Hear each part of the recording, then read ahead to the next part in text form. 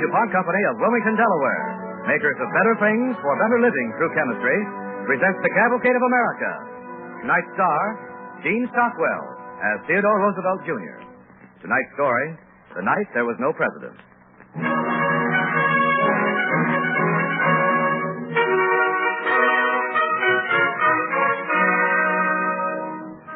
Theodore Roosevelt came to the White House at the age of 42 with a young wife still in her 30s and 6 children. This is the story of the Roosevelt family, where they were and what they were doing the night there was no president.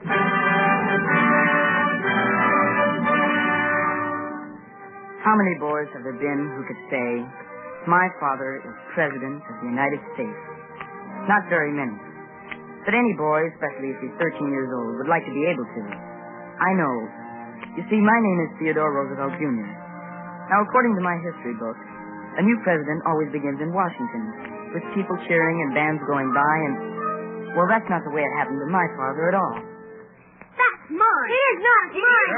It's mine.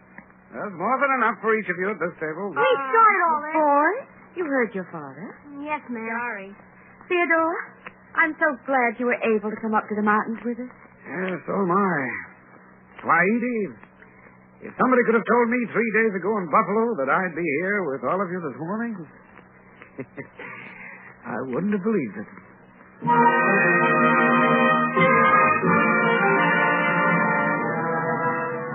We didn't believe it either, that Father would be able to with us when we heard the terrible news. President McKinley had been shot. Father, who was vice president then, was in Buffalo for a whole week. But when it looked like Mr. McKinley would get better, Father joined us at the Tahawus Club in the Adirondacks. And that's how on Friday, the 13th of September, 1901, my family was all together having breakfast. Father? Clinton, aren't you hungry? I'm hungry, but... Don't you want to go up to be a mountain climber? Yes, Father. Well, then finish your oatmeal. Edie, any more coffee there? Are you watching the time, Theodore? Don't worry. I told young Robinson I'd meet him at 9 o'clock. Never been late for a mountain climb yet. In Switzerland, they have mountains so high you have to climb them with ropes. I'll not have you looking down your nose at Mount Marcy, sir. I'll have you know it's the highest peak in the state of New York. Father, can I ask you a question? Why, of course, Quentin. You may ask me a question. What is it? Father, are we now the president? No, son. We are not now the president. Mr. McKinley is going to be all right. That was such good news when the telegram came. Isn't it wonderful, Theodore? Such a relief to think he's no longer in any danger. Yes, indeed it is. Father, was this person who shot Mr. McKinley, was he a young man? Yes, he was very young. Well, why did he shoot the president of all people? Didn't you like Mr. McKinley? Father, weren't you afraid to go to Buffalo? What do you mean? Well, sir, what I meant was, weren't you afraid someone would shoot you? Well, sir, I won't tell you I didn't think of that, Ted, because I did. But there are times when you can't afford to be afraid, even if you really are. All the same, I'm happier to have you here with us. Here, at least, I know you're safe. Well, Edie, I hope the time never comes when an officer of this country will be afraid to meet his fellow citizens on the street. What was that? What dropped? Sorry, Mother. Salt just fell right out of my hand. Oh, well, pick it up. Put it back on the table. Quick, Kermit, throw some over your left shoulder. Of all days to spill salt, Friday the 13th. That's unlucky. Well, now, you mustn't be superstitious, son.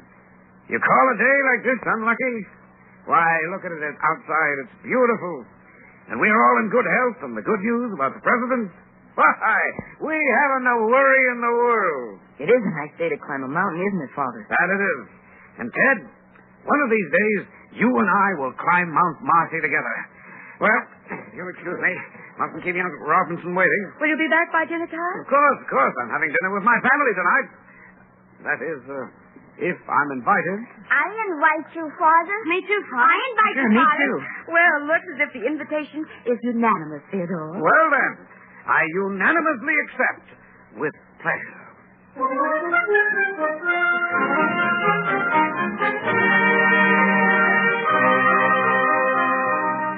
While Father went off to climb his mountain, without a worry in the world, something completely unexpected happened in Buffalo. Hello? This is Emmy Root.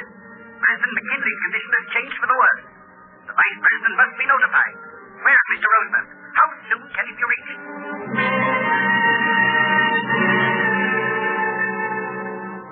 It was then that Mr. Root, the Secretary of War, learned that the Vice President was 440 miles away, 40 miles from the nearest railroad station and 10 miles from the telephone. But what Mr. Root didn't know was that he was even farther away than that, hours from our cabin high on a mountain. Let's stop here a minute, Bev. Suits me, sir. I pushed a steady pace as we left the summit 2 hours ago, and we've a brook and a view. Oh, this brooks is where the Hudson begins. You don't say. Never underestimate modest beginnings. That's right, sir. Huh. Looks like rain. So it does. Well, we'd better push along, Bev. Here, I'll carry the rifle for a while. I'm sorry you haven't seen any game, sir. But these mountains are full of it. Oh, I didn't plan on hunting, Bev. One of the things I learned out west was always carry a rifle, not so much for the game you don't see if you do, as the game you're sure to see if you don't. Well, remember that the next time I go hunt. What was that? I didn't hear anything. Listen, there it is again. Yes, I heard it now, Bev. Hello there. Where can I get across without waiting? Well, just above you, there's a log. Harrison Hall from the club. What brings you all the way up here, Mr. Hall? I have a message for Mr. Roosevelt. For me? I had quite a time finding it. Has anything happened to my family? It isn't your family, Mr. Roosevelt. It's this telegram. Came to the club for you this morning. Here you are, sir. Gentlemen, President's condition is worse. I must return to the club at once.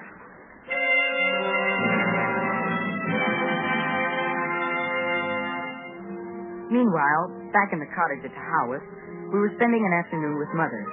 Archie managed to fall in the creek for the 4th time in 10 days, and this frightened Mother almost to death. Then it was beginning to get dark. Edie! Theodore, what is it? Edie, Mr. Hall brought this telegram to me on the mountain. It's about the president? Yes, Edie, his condition is worse. Oh, Theodore. Hasn't any word come here? No, not a thing. Oh, what a time to be miles from the telephone. Well, Mr. Hunter is driving down to the telephone to pick up any word there. Oh, Edie, I came so far away from Buffalo. Oh, now, Theodore, you know you wouldn't be here if you hadn't thought the president was out of danger. Yes, but... And I know you can depend on William Lowe. You've always told me what a fine secretary he is. He's there, and he knows... You think I should leave right now, Edie?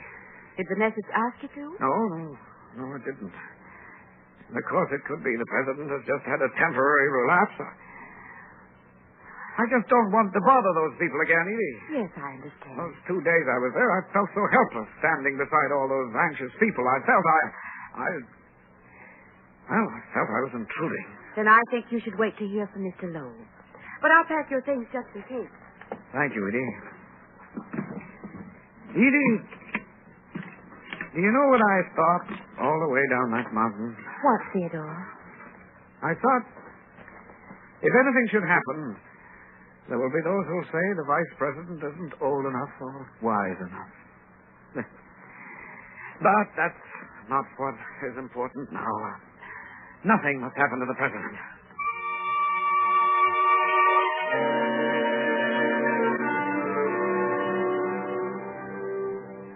That night I couldn't sleep, no matter how hard I tried. I kept thinking about all the things that had been happening. It seemed so still and dark.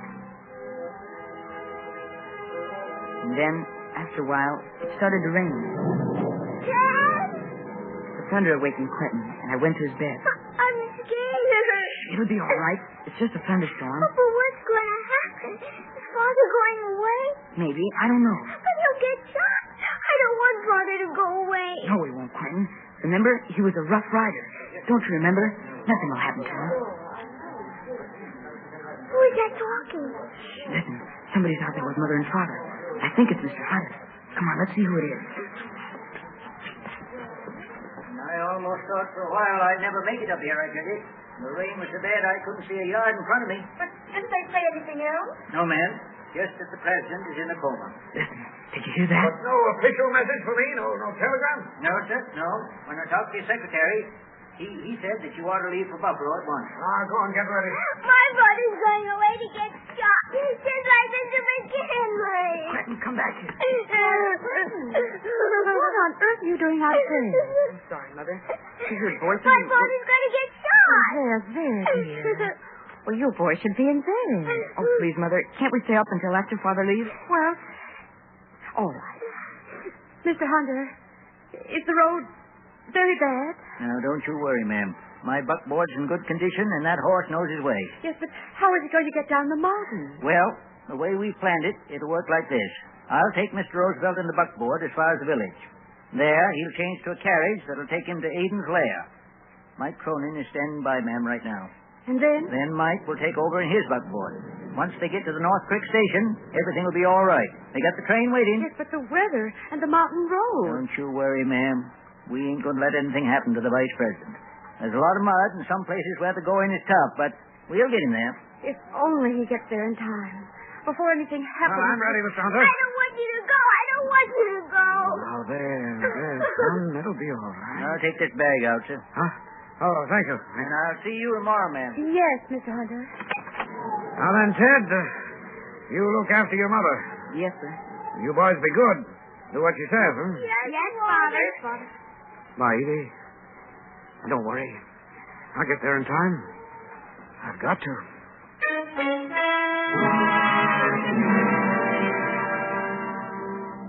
At breakfast next morning, even Quentin didn't make any noise. Mother kept telling us that Father would send us word as soon as he could. Mr. Hunter would bring it. We should be patient and not to worry. So after breakfast, we children took turns watching for the trail from Mr. Hunter. It was just past noon. Mother, he's coming. He's coming. Oh, at last. Are you sure it isn't somebody else? Come and see. Will you look at that wagon? I'll bet you couldn't pry that mud off with a crowbar. Mr. Hunter, is everything all right? Now, ma'am, you've got nothing to worry about at all. Mr. Roosevelt boarded the train for Buffalo at 5:30 this morning. 5:30. He traveled all night. And in that storm. Here's a telegram, ma'am, from Mr. Roosevelt. Sent at 7 o'clock this morning. Thank you. 12 hours they held that train. Full steam up. Did you hear that, Mother? They held the train full. Mother, what is it? President McKinley died at 2:15 this morning.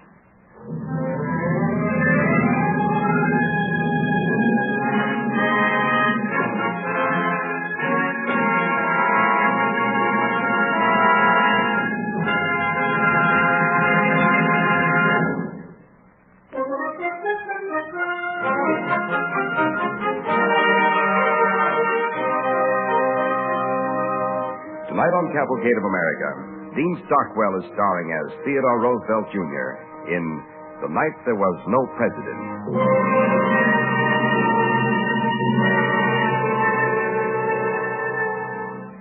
It is September 1901. President McKinley has just died. In Buffalo, a presidential cabinet without a president prepares for the ceremony that will make Theodore Roosevelt the 26th President of the United States.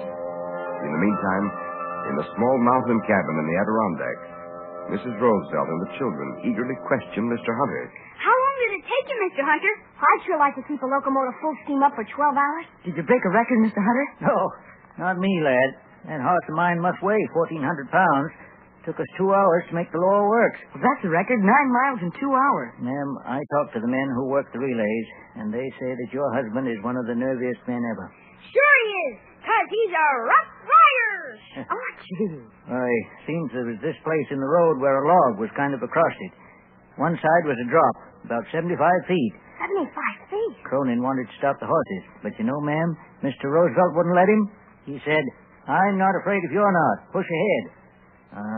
He'll make a fine president, ma'am. President? My father is president. He's my father, too. He belongs to all of us. Well, Miss Roosevelt, I suppose you'll be leaving us here at the club and going to the White House. Yes, I suppose we will be leaving. Yeah. Well, whenever you and the children want to be taken down the mountain, why, the buckboard will be ready. Any time at all. Well, that's very kind of you, Mr. Hunter. We'll be going home to Oyster Bay first, as soon as we can get past this afternoon. Mother, do you think Father's in Buffalo right now? Well, could he be there this early, Mr. Hunter? The train ought to get in by 2 o'clock. Well, it's 3 now. Oh, dear. I just realized. What do you suppose he'll wear to take the oath in? He certainly can't wear that suit he has on. It must be spattered with mud. Don't you worry about it, ma'am. He'll make out all right. But it's just a shame that you and the children can't see the president take the oath. Why, ma'am, this is history. Yes, Mr. Hunter. It is a shame. I would like to have had the children see their father at a moment like this. Yeah. Well, I'd better get over to the club. But don't forget now, Miss Roosevelt. When you and the children are ready to leave, you let me know, huh? Thank you, Mr. Hunter. Goodbye, Mr. Hunter. Goodbye, boys. Goodbye. Mother, if Father had been elected president, could we have watched him take the oath? Why, yes, Ted, of course. Well, now, children, the first thing for us to do is pass. Do you know who administers the oath, Mother? The Chief Justice of the Supreme Court in a row. How do you know so much? I read it in my history book. I'm glad you reminded me, Ted. You children be sure to collect all your school books. We don't want to leave any behind. Is the White House really white? Of course it is. Anybody knows that. Mother, aren't we going home ever again, ever? Of course we're going home, Quentin. And then we're all going to a new home. All of us? Even me? Of course, Clinton. We're going to be together just like we've always been. Aren't we, Mother? Yes, dear. We'll be together as we've always been. Only now we'll be together in the White House in Washington. I know lots of people who live in White Houses. What's so great about living in the White House? Well, Archie, the White House is a symbol. While we live there, everything we do and everything we say will be an example to people who live in white houses and brown houses and gray houses all over the country. And that goes for people who live in apartment houses, too, doesn't it, Mother? Be quiet, Kermit. Mother's talking now. Well, children, we can discuss all this later. Right now, I want you boys to gather all your things together and stack them on your bed. Everything, Mother? Everything. Let's get started right away. Go on now. Well, Ted, you'll be sure that nothing is missing. Toys, games, and books. And then what'll I do? Oh, well, just keep the boys entertained and away from that brook.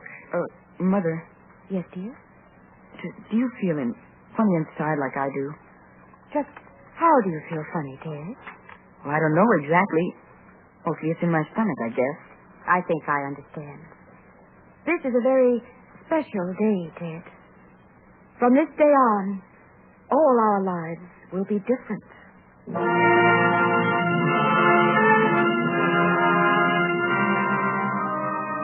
I'll never forget Mother saying that. From this day on, all our lives will be different. In front of Mother, we children were serious. But during the rest of the day, when we were by ourselves, we made all kinds of plans for living in Washington. Archie told Kermit that chocolate cake was served 3 times every day at the White House. I saw myself standing straight and tall beside Father while he made laws and visited with kings.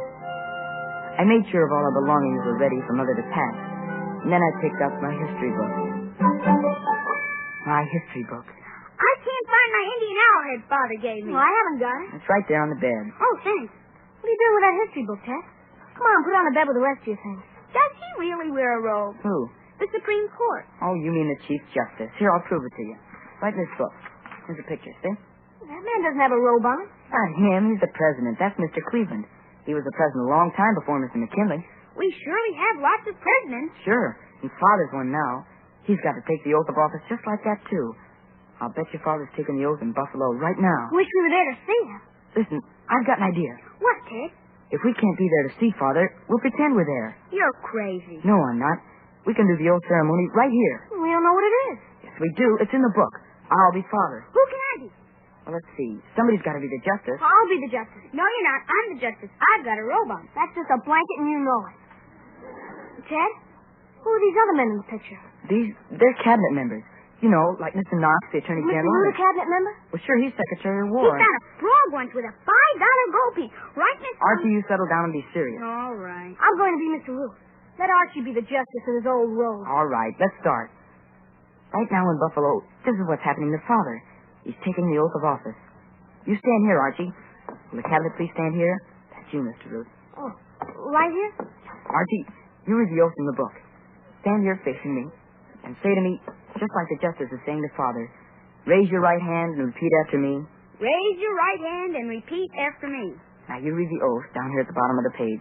Just fill in the blank space like this. I, Theodore Roosevelt. All right. I, Theodore Roosevelt. I, Theodore Roosevelt. What's this word? Solemnly. Do solemnly swear. Do solemnly swear. That I will faithfully, execute. execute the office of President of the United States. That I will faithfully execute the office of President of the United States and will to the best of my ability, preserve, protect, and defend the Constitution of the United States. So help me God. Congratulations, Mr. President. congratulations. May I offer my felicitations, Mr. President? Thank you, gentlemen. When will you be starting for Washington, Mr. President? I don't know, Elihu. So much to be done. But right now, I'd like to send word to my family.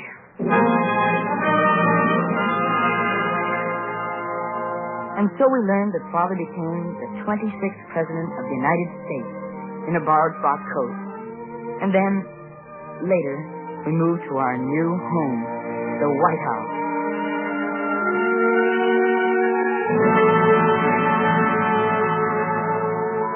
It seemed strange to all of us, even to Mother. I remember one day I overheard a conversation between Mother and Mr. Cleveland, one of our former presidents. He was standing beside her, and just as I came by, I saw him take her hand. It is a large place, but after a while it'll seem less a museum and more like a home to you. Do you really think so, Mr. Cleveland? Well, I felt lost here at first, but only in the beginning. You'd feel this way about moving into any new home. It's not only the bigness and strangeness, but, oh, Mr. Cleveland, my husband is so young. Don't worry. Don't you worry at all. He's going to be all right.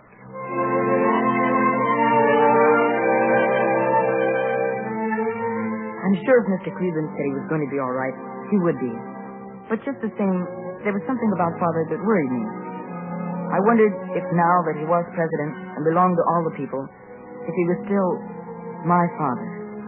It wasn't until one night at the dinner table, the first evening we were all together, that my worries were answered. All of us children sat around kind of quietly. We looked at each other and didn't say much. May I have a salt, please? Certainly. Thank you. May I please have more bread?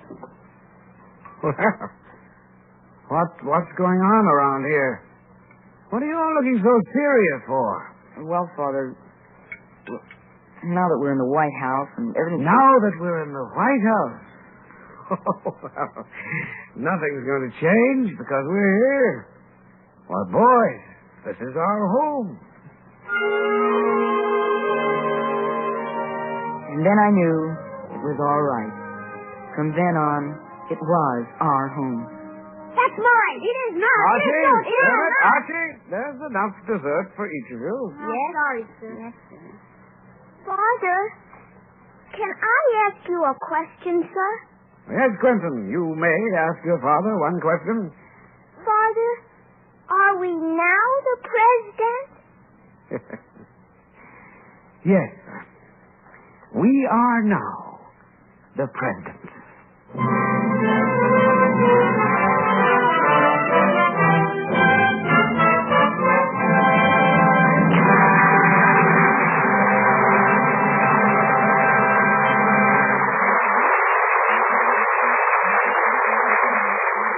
Thanks to Dean Stockwell and the Cavalcade players for tonight's story, The Night There Was No President.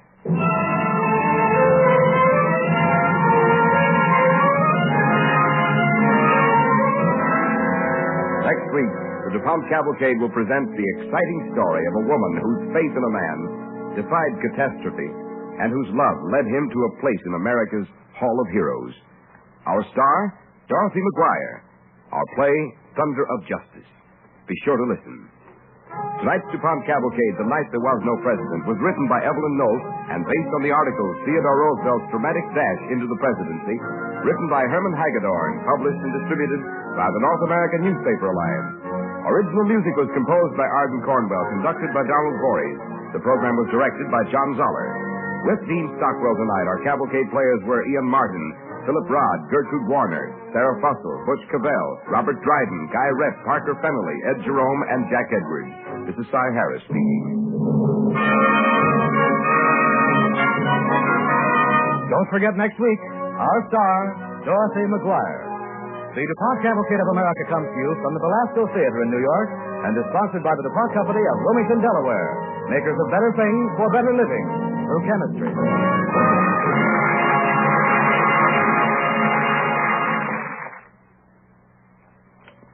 Next, Hollywood theater stars Jeff Chandler on NBC.